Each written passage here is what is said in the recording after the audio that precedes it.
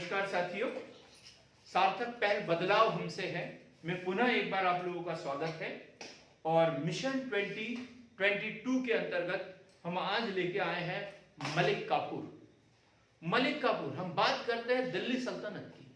दिल्ली सल्तनत में 5 वंश हुए हैं: दास वंश, खिलजी वंश, तुगलक वंश, सैयद वंश और लोदी वंश। और इसमें दूसरे नंबर पर जो वंश आया है वो है खिलजी वंश। इसका जो काल है, दिल्ली सल्तनत में सबसे कम वंश, सबसे कम समय के लिए जिस वंश ने शासन किया है वो है खिलजी वंश। और खिलजी वंश का महत्वपूर्ण दिल्ली का सुल्तान, नाम उसका अलाउद्दीन खिलजी। अलाउद्दीन खिलजी। अलाउद्दीन खिलजी का दक्षिण अभियान, और दक्षिण अभियान जिसके भरोसे हुआ है उसका नाम है मलिक काफूर। मलिक काफूर, जी हां, हम एक के बाद एक मलिक काफूर के विभिन्न अभियान पढ़ेंगे। इससे पहले देखें कि मलिक काफूर कौन है, उसका नाम क्या है। तो ताज उल बिन इज्म, ताज उल बिन इज्म, ताज उल बिन इज्म अल दौला, अल दौला, ये है मलिक काफूर का पूरा नाम। मलिक काफूर का पूरा नाम ताज उल बिन इज्म उल दौला। ये एक हिंदू हिजड़ा, हजार दिनारी भी इसे कहते हैं, हजार दिनारी। हम बात करेंगे नुसरत शाह की, जिसने 1000 दिनार में इसे खरीदा था, इसलिए इसे 1000 दिनारी के नाम से भी जाना जाता है। बात करते हैं इसके धर्म की, तो प्रारंभ में इसका धर्म मिलेगा हिंदू, क्योंकि हिंदू धर्म में इसका जन्म हुआ था। किंतु परिवर्तित मुस्लिम, इसके द्वारा मुस्लिम धर्म कबूल किया गया और नाम क्या रखा उसने, ताज उल बिन इज्म अल दौला। हम बात करते हैं 1298 से 1299, 1298 से 1299 अलाउद्दीन खिलजी का, अलाउद्दीन खिलजी का गुजरात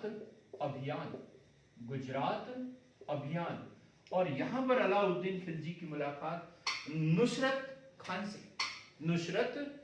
से, और नुसरत खान ने तोहफे के रूप में अलाउद्दीन खिलजी को मलिक काफूर दिया गया। क्वेश्चन बनता है कि अलाउद्दीन खिलजी को मलिक काफूर कहां से प्राप्त हुआ था, किस अभियान के दौरान प्राप्त हुआ था। तो जी हां, तो ये मलिक काफूर जो है अलाउद्दीन खिलजी को गुजरात अभियान के दौरान प्राप्त हुआ था और नुसरत खान के द्वारा उसे दिया गया था। क्योंकि 1000 दिनार में उसे खरीदा था, इसलिए इसे 1000 दिनारी के नाम से भी जाना जाता है। जो अपनी योग्यता व परिश्रम के कारण ये इतना अधिक इसने सुल्तान को प्रभावित किया कि इसे मलिक ए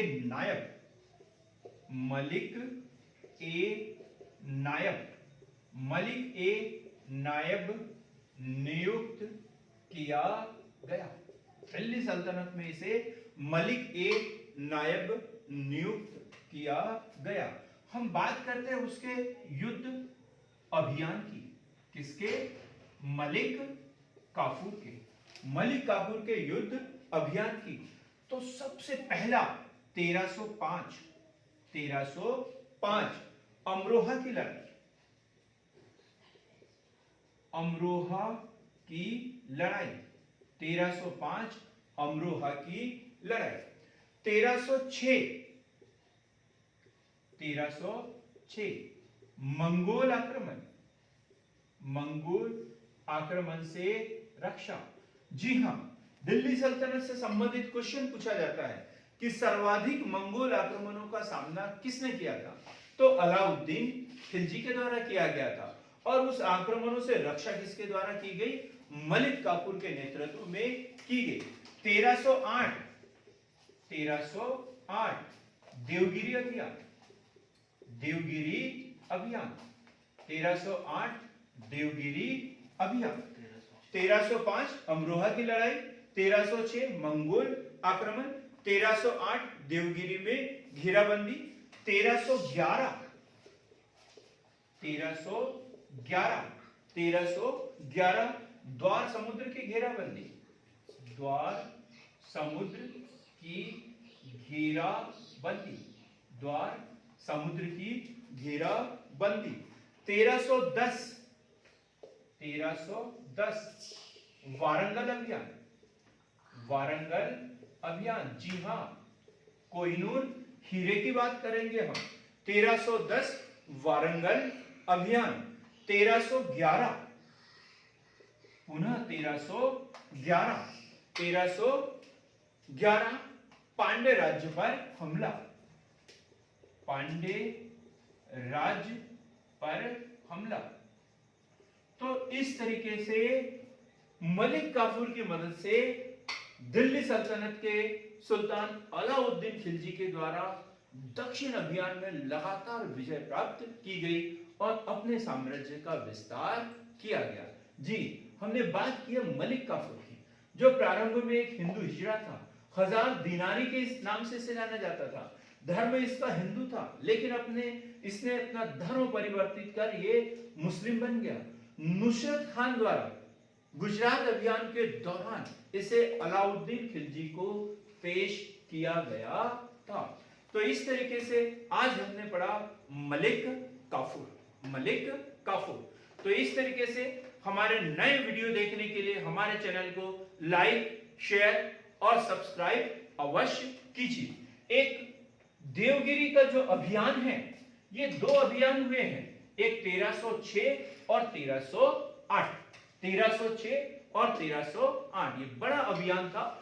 तो इस तरीके से अलाउद्दीन खिलजी के द्वारा मलिक काफूर के माध्यम से 1305 में अमरोहा की लड़ाई, 1306 मंगोल आक्रमण से रक्षा, 1306 1308 देवगिरी अभियान, 1311 द्वार समुद्र की घेराबंदी, 1310 वारंगल अभियान और 1311 पांड्य राज्य पर हमला।